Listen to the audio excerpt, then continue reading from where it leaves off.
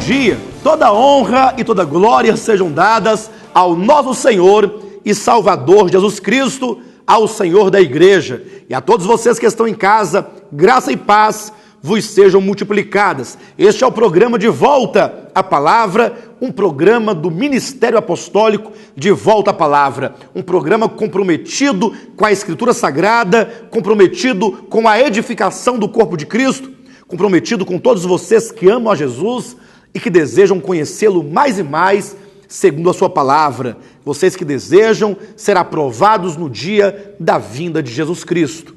Quero deixar aqui um recado muito importante, porque amanhã, domingo, 1º de janeiro, acontecerá a reunião do Partir do Pão, a reunião da Ceia do Senhor, conforme nós fazemos todo o primeiro domingo de cada mês. Quero estender o nosso convite para que você com a sua família participem conosco da celebração da morte do Senhor e então da declaração de sua ressurreição, em agradecimento ao Pai, ao Filho e ao Espírito Santo pela nova aliança. Entretanto, é importante que vocês saibam e se lembrem que a reunião da Ceia do Senhor amanhã não acontecerá no nosso local de reuniões, conforme acontece em todos os meses. Acontecerá então no Polo Esportivo Brasil Central, onde nós estamos reunidos no nosso retiro. Aí está o endereço no seu televisor, na Vicente Pires, a uns 200 ou 300 metros ali do posto de polícia militar, na via estrutural, sentido Plano Piloto, sentido Taguatinga, Plano Piloto. Então, na beira ali da pista tem uma faixa, então é logo ali, bem na beira da pista, que tem esse polo esportivo, onde nós estamos ali reunidos desde a sexta-feira, adorando o Senhor, e então encerrando esse retiro espiritual, 9 horas da manhã, celebrando então um grande batismo para a glória de Deus e celebrando a ceia do Senhor, o partir do pão, momento em que nós vamos ser ministrados por uma forte palavra de Deus. Vá você e a sua família, vocês são os nossos convidados especiais. Quero vos convidar a pegarem suas Bíblias e a nos acompanharem então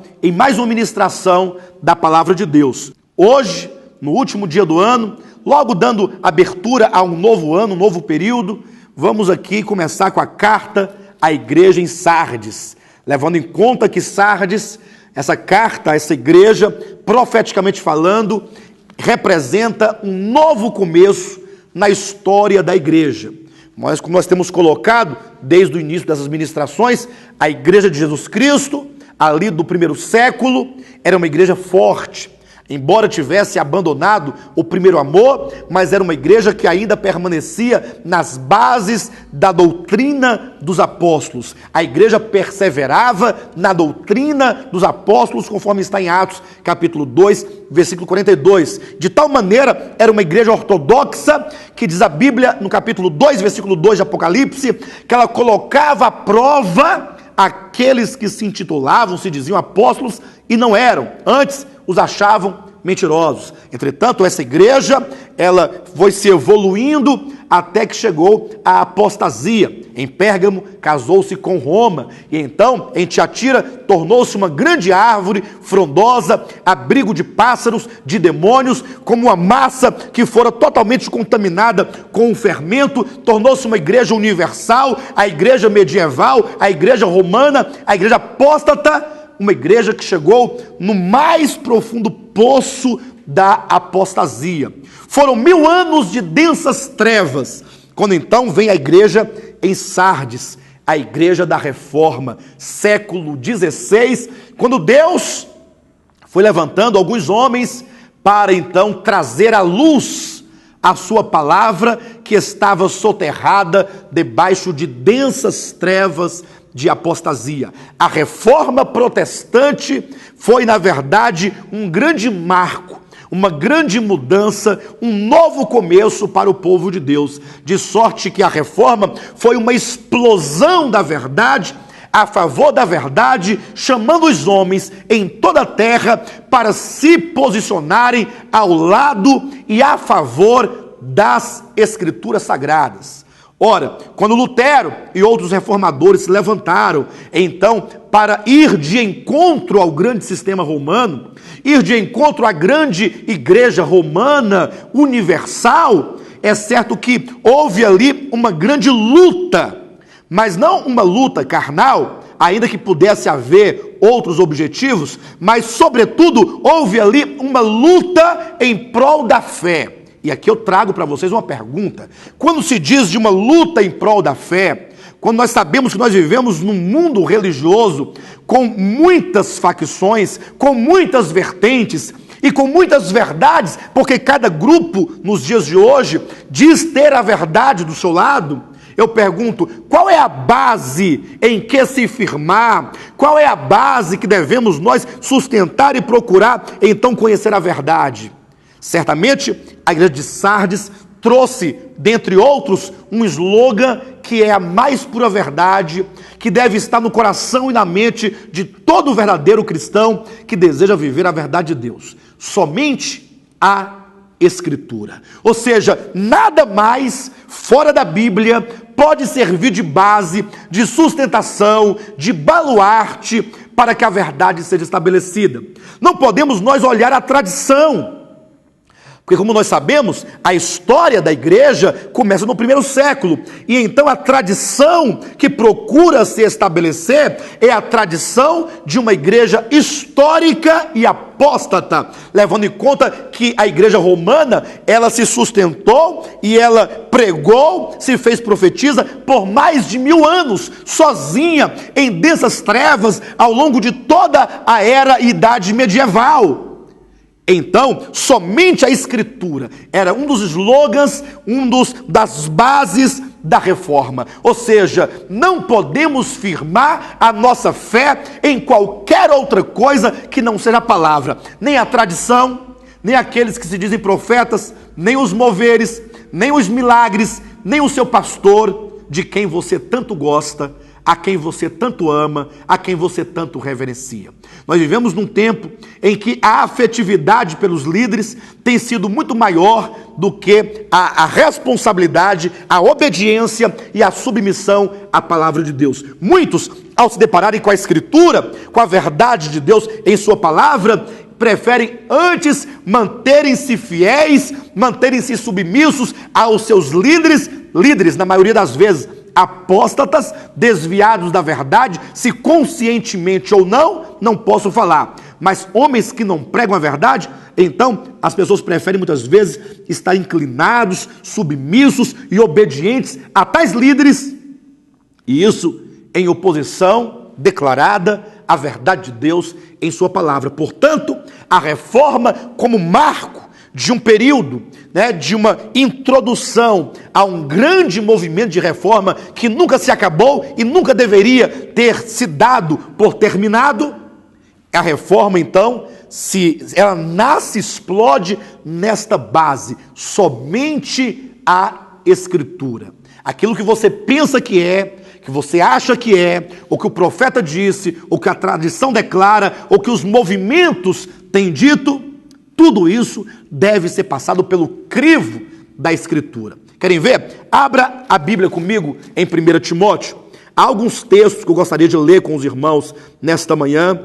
Alguns textos que eu gostaria de levar em consideração por serem eles de grande importância, de grande pertinência para os verdadeiros servos de Deus. 1 Timóteo, capítulo 1, versículo 3 e 4, nos dizem: quando eu estava de viagem rumo da Macedônia, te roguei permanecesses ainda em Éfeso para admoestares a certas pessoas, a fim de que não ensinem outra doutrina, nem se ocupem com fábulas e genealogias sem fim, que antes promovem discussões do que o serviço de Deus na fé. Vejam, queridos, a preocupação do apóstolo Paulo, para que a igreja, para que o crente, para que o pregador, o pastor, o homem de Deus, não importa, para que estes não ensinem outra doutrina. Ou seja, há uma doutrina já estabelecida na Bíblia Sagrada. O que é o Novo Testamento? O que é a palavra escrita de Deus nos 27 livros do Novo Testamento, senão a sã doutrina, a doutrina apostólica, que conforme está em Judas, capítulo único, versículo 3, quando nos diz que a fé evangélica nos foi dada, nos foi outorgada de uma vez por todas, de maneira que não se pode ensinar outra doutrina. Imagine que amanhã ou depois comece a surgir, como tem acontecido, doutrinas novas, doutrinas inovadoras, moveres, procedimentos, práticas e mesmo doutrinas que não se encontram na Bíblia Sagrada, não tem fundamento na Bíblia Sagrada, ainda que alguns procurem encontrar um ou outro versículo descontextualizado com o fim de sustentar tais enganos. Olha, diz a Bíblia: não ensine outra doutrina, nem se ocupem com fábulas e genealogias sem fim, que não promovem o serviço de Deus, que não promovem o ministério de Deus, que não promovem o plano de Deus, o propósito de Deus, que é feito, que é edificado, que é construído na fé, sobre as bases da fé evangélica, da verdade evangélica, do Novo Testamento, que se encontra nos 27 livros do Novo Testamento. Então, há uma preocupação da parte do apóstolo Paulo, tanto é, que vocês poderão ler aqui em 1 Timóteo, no capítulo 1, versículo 18, veja como que o apóstolo Paulo continua a falar a Timóteo a respeito de uma batalha em prol da fé, em defesa da fé, conforme Judas também disse na sua epístola, capítulo 1, versículo 3. Mas veja, 1 Timóteo, capítulo 1, versículo 18, dizendo: este é o dever de que te encarrego, ó filho Timóteo, segundo as profecias de que antecipadamente foste objeto, combate, firmado nelas o bom combate. Meu querido irmão e querida irmã em Cristo, você sabia que existe um combate, um bom combate, que deve ser combatido, que deve ser lutado, que deve ser executado por todos os verdadeiros cristãos? Quando na igreja de Sardes, ou a Reforma se levanta dizendo, somente pela Escritura e por nada mais, não devemos declarar, não devemos praticar, não devemos proceder, a própria liturgia do culto, tudo que nós fazemos para Deus e em nome de Deus, deve estar em pleno acordo com a Escritura e não por outra coisa. Na verdade, isso era um combate.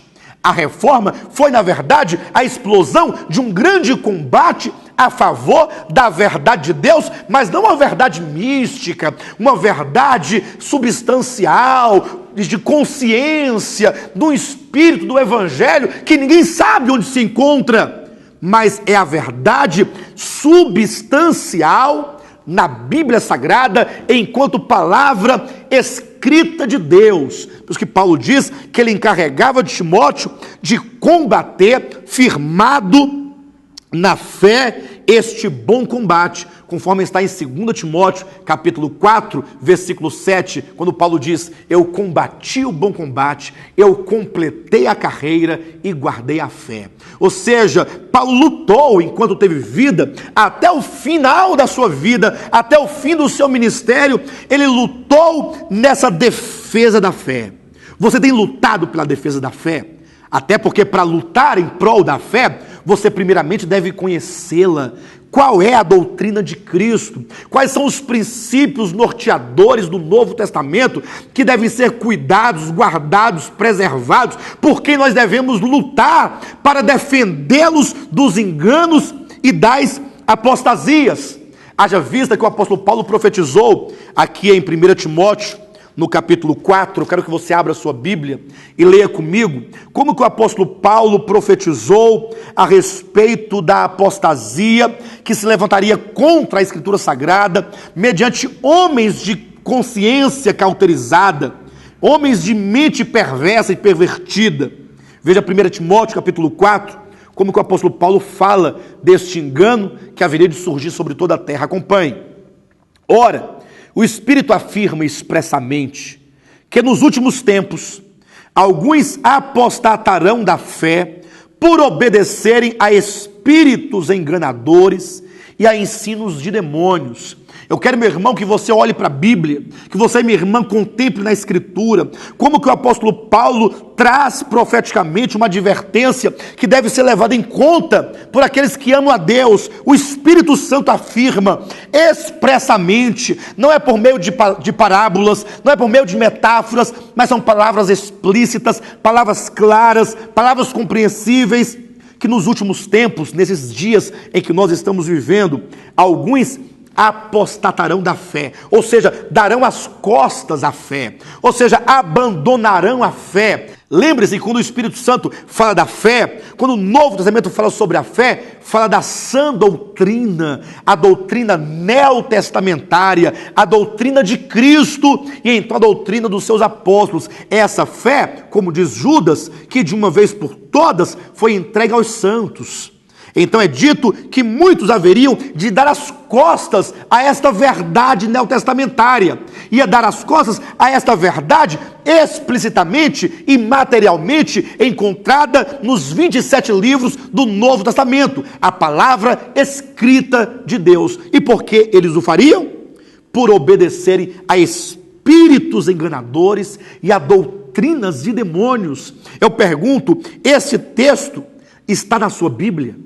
Se está, eu pergunto, você já parou para refletir em quão grave é esta profecia, e essa denúncia, e essa declaração, quão grave é esta verdade? Porque existem espíritos malignos e espíritos de demônios que têm pregado o engano, e muitos têm seguido as suas artimanhas, muitos têm seguido os seus enganos, as suas doutrinas. São homens que dão as costas à verdade por obedecerem a espíritos enganadores e a ensinos de demônios. Será, meu querido irmão, minha querida irmã, reflita em nome de Jesus, na presença de Deus, com a Bíblia aberta. Será que porventura não tem os cristãos dos últimos dias obedecido a espíritos enganadores? Você já parou para pensar? Será que as doutrinas a que eu tenho crido, a que eu tenho seguido, porventura não podem eventualmente serem doutrinas ou ensinos de demônios? Queridos, demônios estão espalhados em todo o mundo, nos púlpitos de igrejas, com seus ensinamentos, com seus enganos. São espíritos enganadores. Você fala assim: não, pastor, o senhor deve estar enganado, porque o que eu tenho ouvido na minha igreja é o homem de Deus, é a palavra de Deus, porque é um homem que tem a responsabilidade da palavra. Veja o que diz a Bíblia no versículo 2. Como que esses demônios, esses espíritos enganadores, eles têm enganado os servos de Deus? Pela hipocrisia dos que falam mentiras e que têm cauterizada a própria consciência. São homens, ou seja, espíritos enganadores, falam pela boca de homens, pela instrumentalidade humana. Então, onde você vir ali um homem falando, você tem que estar atento. Será que esse homem está imbuído do Espírito Santo de Deus? Ou será que este que fala não está imbuído de um espírito enganador, trazendo doutrinas de demônios? Talvez você agora tenha ficado preocupado: pastor, como é que eu posso discernir? Como é que eu posso identificar essas coisas? Como é que eu sei se aquele que fala está imbuído do espírito do erro, do espírito do engano, de demônios que falam mentiras, ou do Espírito de Deus? Você vai ter que se voltar a única fonte que Deus nos deu, uma fonte pragmática, constatável, verificável, que é a Bíblia Sagrada, enquanto fundamento da doutrina apostólica. Querem ver uma coisa? Abra a sua Bíblia em 2 Timóteo capítulo 3 e veja como que o apóstolo Paulo nos fala a partir do versículo 14 a respeito da palavra escrita. 2 Timóteo capítulo 3, versículo 14 em diante, quando Paulo diz a Timóteo dizendo: tu, porém, permanece naquilo que aprendeste e de que foste inteirado, sabendo de quem o aprendeste, e que desde a infância sabes as sagradas letras que podem tornar-te sábio para a salvação pela fé em Cristo Jesus. Toda a Escritura é inspirada por Deus e útil para o ensino, para a repreensão, para a correção, para a educação na justiça, a fim de que o homem de Deus seja perfeito e perfeitamente habilitado para toda boa obra. Veja que Paulo, falando a Timóteo, ele fala sobre as sagradas letras que podem tornar-te sábio para a vida eterna. Ou seja, você não pode simplesmente desenvolver uma confiança num homem porque supostamente ele fale por Deus. Você não deve dar crédito a qualquer espírito, antes deve colocá-los à prova se procedem ou não de Deus. E a única maneira que você tem é colocando esse falar no crivo, passando-o pelo crivo das sagradas letras. Será que este falar deste irmão, dessa irmã, deste profeta, deste apóstolo, deste pastor, está de acordo com as sãs palavras de Jesus Cristo?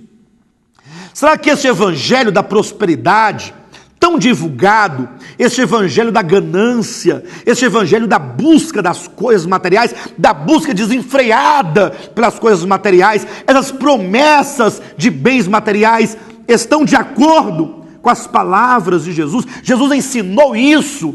Jesus ensinou que nós devemos buscar o reino deste mundo, as coisas materiais deste mundo. Será que Jesus ensinou que os recursos materiais dessa terra são provas incontestáveis da bênção de Deus? Será que o reino deste mundo, as riquezas deste mundo estão em harmonia com o reino de Deus, segundo os evangelhos? Leia os evangelhos. Você precisa deixar de ser um ouvinte passivo para ser um ouvinte crítico. Aqueles que, como diz a Bíblia, como berianos, você coloca à prova a doutrina, coloca à prova o falar, coloca à prova aquela pregação, para saber se as coisas que se pregam daquela maneira são de fato de acordo com o que já nos foi estabelecido de uma vez por todas na Bíblia Sagrada. É preciso que nós tenhamos uma leitura da Bíblia e permitamos que a Bíblia se interprete a si mesmo. Porque é verdade que se abre geralmente um texto da Escritura para ali começar a pregar, mas fique atento, porque muitas vezes é aquela pregação de 3 pontos, né? Leia o texto da Bíblia, sai do texto e nunca mais volta para aquele texto. Na verdade, toma ali 1 ou 2 versículos como uma leitura inicial, apenas como um pretexto para começar a se falar o que bem deseja, o que bem quer, de acordo com a sua própria ganância e de acordo com a ganância daqueles que ouvem. Mas devemos fazer então, como disse Jesus em Lucas capítulo 24, versículos 24 e 25, quando o próprio Jesus começa ali a falar com os discípulos no caminho de Emaús. Qual foi o método que o próprio Jesus se utilizou para ensinar a Escritura a seus discípulos?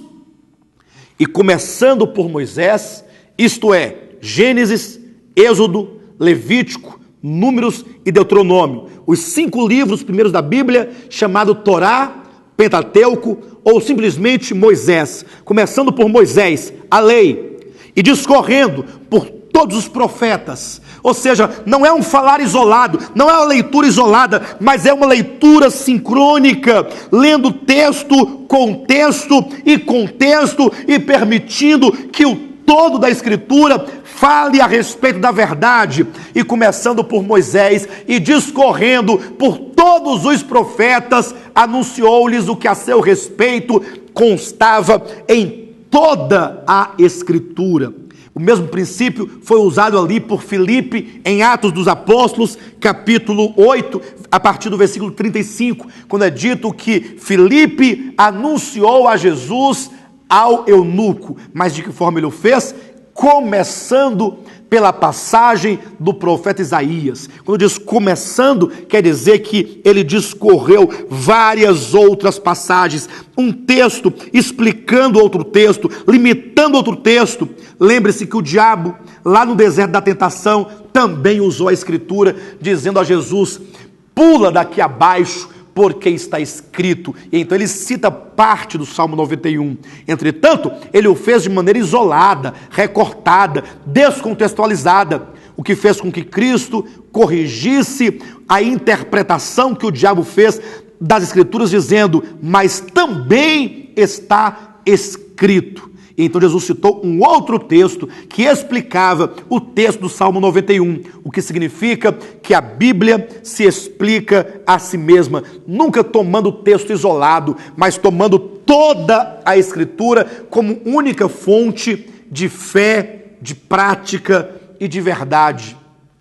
Quando a Reforma disse somente a Escritura, esta é a base adequada, este é o fundamento adequado em que todos os cristãos devem se fundamentar. Somente a Escritura, começando por Moisés, discorrendo por todos os profetas, verificando o que consta em toda a Escritura. Somente assim é que nós teremos a certeza de que nós estamos na verdade e praticando a verdade de Deus. Somente a Escritura. Se o teu líder, se o teu pastor, se o chamado homem de Deus, porventura falar, não, mas é porque alguém teve um sonho, alguém viu um anjo, como diz a Bíblia, seja anátema, reprovai a qualquer doutrina e qualquer prática cujas raízes não se encontram na Bíblia Sagrada. O próprio Paulo diz, ainda que um anjo do céu, ou mesmo um de nós, fale alguma coisa que ultrapasse o Evangelho de Cristo, seja anátema. E portanto essa mensagem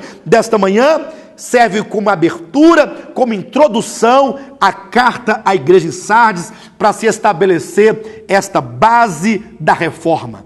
Ainda que a reforma tenha começado nessa base, mesmo que hoje eles fujam muito desta base originalmente pregada por eles, mas é verdade que esta base permanece para sempre como único fundamento seguro. Somente a Bíblia, como base, é a garantia de que você terá a compreensão e poderá andar na verdade de Deus. Quero aproveitar esses últimos momentos do nosso programa e lembrá-los e convidá-los para a nossa reunião amanhã da Ceia do Senhor. Amanhã será o primeiro dia do ano, é o primeiro domingo do ano, é o primeiro domingo do mês de janeiro e, como vocês sabem, nós nos reunimos no primeiro domingo de cada mês para celebrarmos a Ceia do Senhor. A reunião da Ceia do Senhor é um momento em que a igreja se reúne para glorificar, para exaltar, para bendizer o Pai pelo grande dom que é Jesus Cristo, que nos foi dado, o Cordeiro que foi morto na cruz. Nós nos reunimos então para celebrarmos, para declararmos em canções e também em pregações, em louvores com nossos lábios, para proclamarmos a morte de Cristo até que Ele venha. Até a vinda de Cristo, nós estaremos celebrando e declarando a sua morte, dizendo que a morte de Cristo é a morte a favor do homem, a favor do pecador, a morte substitutiva, conforme o Evangelho assim nos ensina. Então venha celebrar conosco. Amanhã está aí no seu televisor o endereço onde acontecerá a reunião da Ceia do Senhor. Não será no nosso local de reuniões, como comumente acontece em todos os meses. Neste mês de janeiro, amanhã, excepcionalmente, em razão do nosso retiro espiritual, o Partir do Pão acontecerá no local do retiro do Ministério Apostólico de Volta à Palavra, que é em Vicente Pires, neste endereço que está no seu televisor, a uns 200 ou 300 metros do posto de polícia militar, ali da via estrutural, no sentido de quem está aí no Taguatinga, plano piloto. A partir das 9 horas, batismo, Santa Ceia e a ministração da Palavra de Deus. Vocês são nossos convidados especiais, tenham todos um bom dia e Jesus é o nosso Senhor.